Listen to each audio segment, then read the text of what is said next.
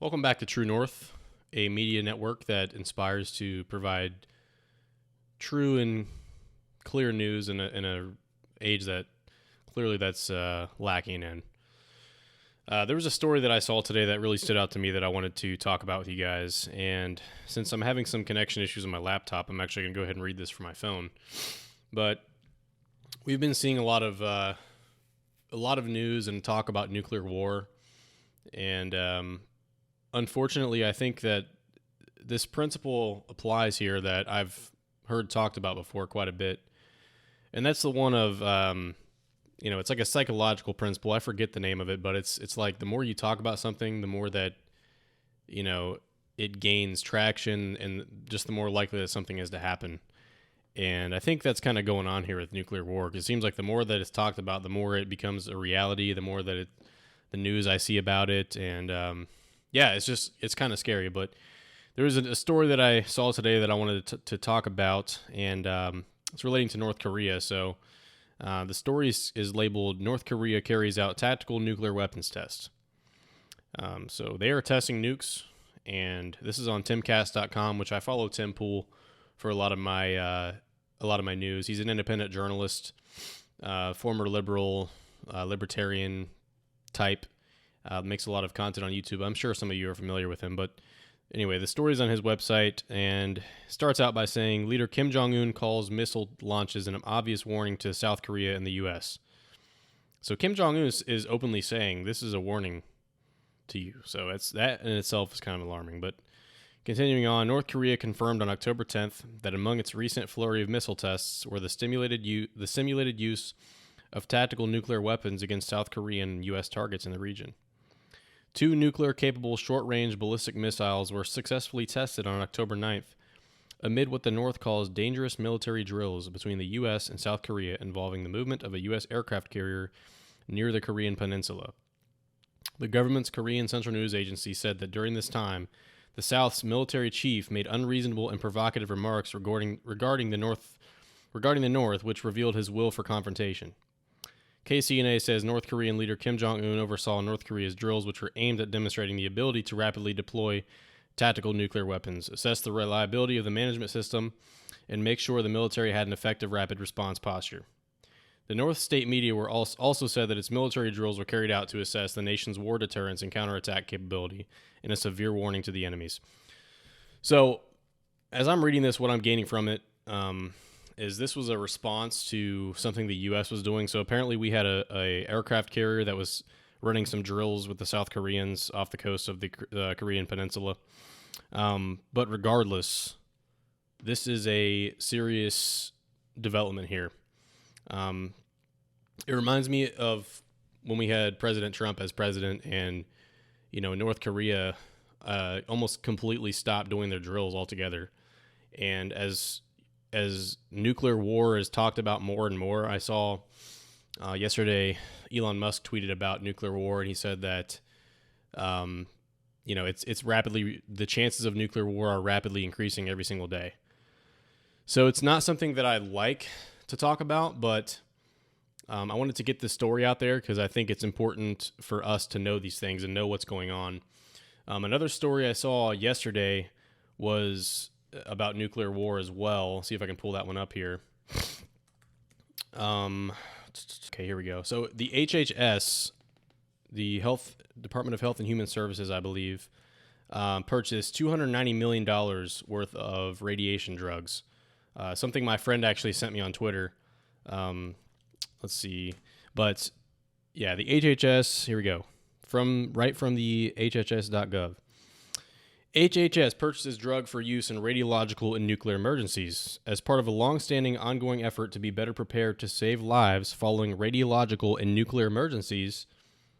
Red flag. The U.S. Department of Health and Human Services is purchasing a supply of the drug Nplate from Amgen USA Inc.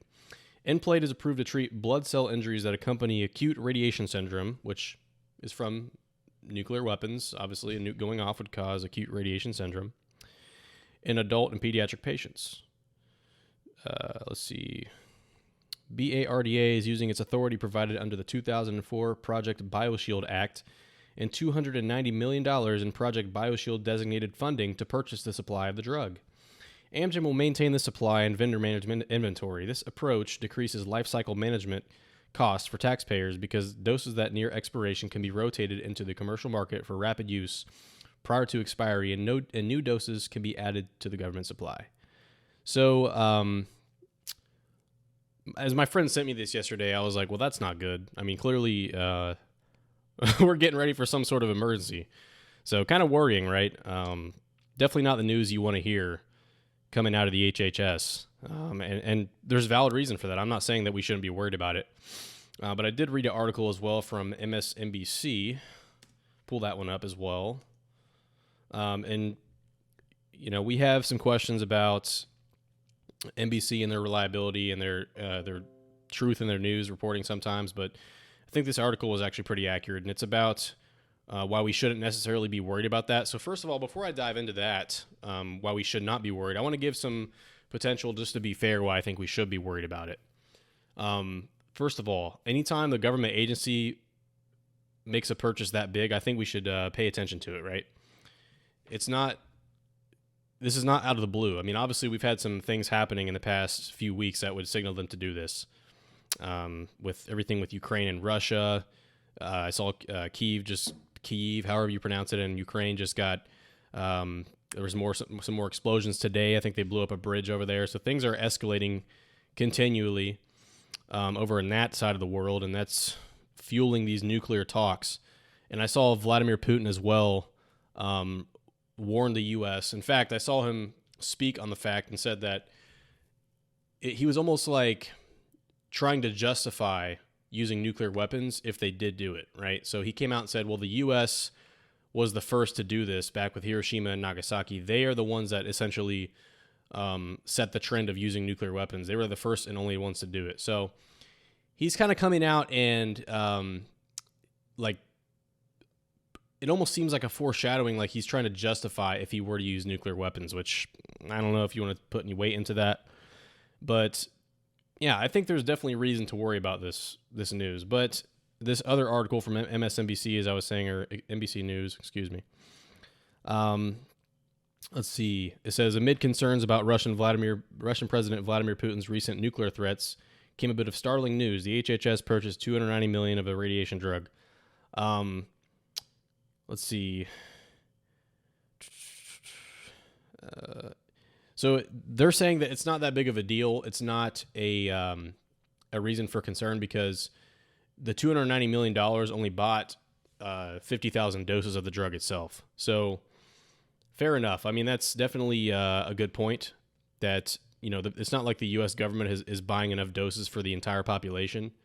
But my comment would be this. It seems a little bit odd to me. If we're buying 50,000 doses of a drug for $300 million that's designed to treat radiation, you know, acute radiation, in the event of a nuclear emergency, are we purchasing these drugs? And this is what comes to my mind. I'm sorry if I'm wrong. But are we buying these drugs like for our government officials only? Is the HHS purchasing these 50,000 doses to treat its own, like senators, congressmen, state government officials, FBI, CIA, et cetera?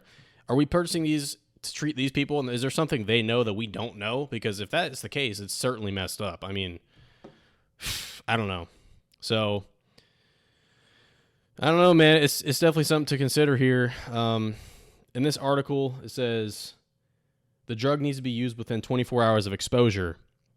FEMA recommends that people stay indoors for at least 24 hours after a nuclear blast.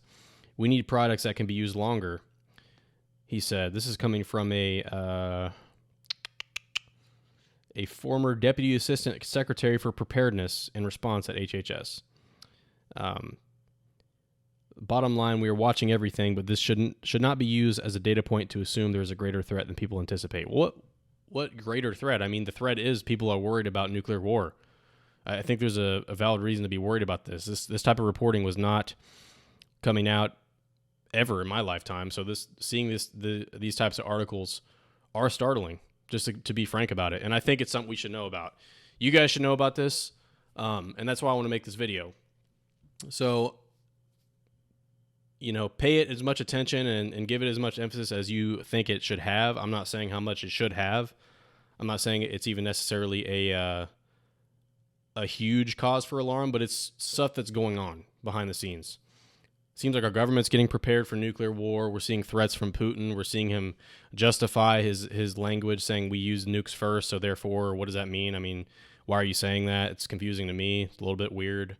And now we're seeing official government agencies buy drugs to treat radiation sickness. So this is something to look into, at the very least. But with that being said, I hope you guys took some value from this video. I hope you learned something new. I will go ahead and link these articles down below that I was reading for my sources. And yeah, I hope I gave you guys some good information. So if that's the case, make sure you like and subscribe here to True North. Like I said, we are a channel that strives to bring relevant news and content to the people. And with that being said, I will see you guys next time. Peace out.